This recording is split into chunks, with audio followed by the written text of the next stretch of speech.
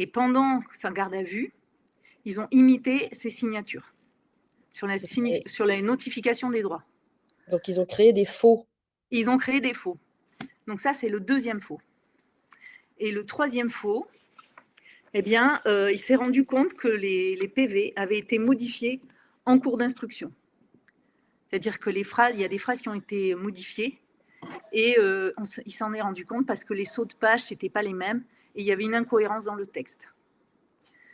Donc, le 7 février 2014, devant les juges, il est allé devant le juge qui n'a pas eu le temps de l'interroger, il a dit « j'ai pas le temps ».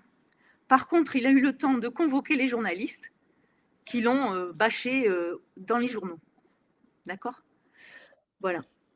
Il était lynché déjà. Ah, complètement. Il a été lynché dès 2014. Dès 2014. Donc, lui-même, dans sa région, est-ce qu'il a un engagement politique, social, qui ferait de lui une cible?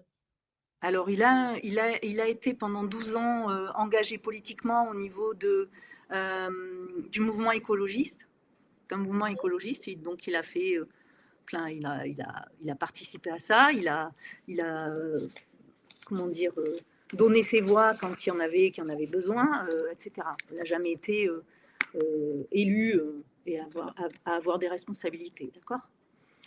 Mais il avait un petit poids, même si ce n'était pas un énorme poids, il avait un petit poids.